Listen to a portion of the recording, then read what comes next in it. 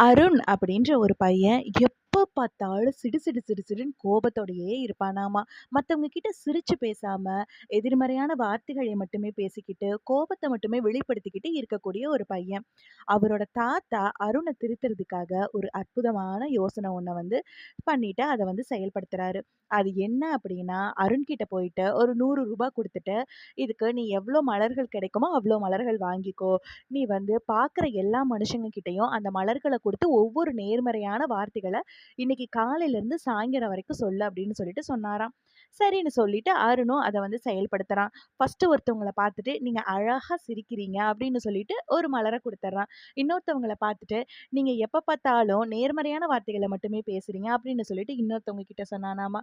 இன்னொருத்தவங்கள பார்த்துக்கிட்டு, "உங்கள பார்த்தாவே எனக்கு ரொம்ப சந்தோஷமா இருக்கு" அப்படின்னு சொல்லிட்டு சொன்னானாமா. இப்படி ஒவ்வொருத்தவங்க கிட்டயும் ஒவ்வொரு நேர்மறையான வார்த்தைகளை சொல்லிட்டு அந்த மலர குடுத்துக்கிட்டே இருந்திருக்கான். அன்னைக்கு சாயங்காலம் அவன் தாத்தா கிட்ட வந்து சொல்றான். "தாத்தா, இன்னைக்கு காலையில இருந்து சாயங்காலம் வரைக்கும் நான் நேர்மறையான வார்த்தைகள ஒருத்தவங்க கிட்ட பேசும்போது, அவங்களோட புன்னகை என்னோட மனசுக்கு ஒரு சந்தோஷத்த குடுக்குது. நான் நேர்மறையான வார்த்தைகள பேச பேச என் மனசு ஒரு மாரி அமைதியா, நிம்மதியா இருக்கு தாத்தா" அப்படின்னு சொல்லிட்டு சொன்னானாம்.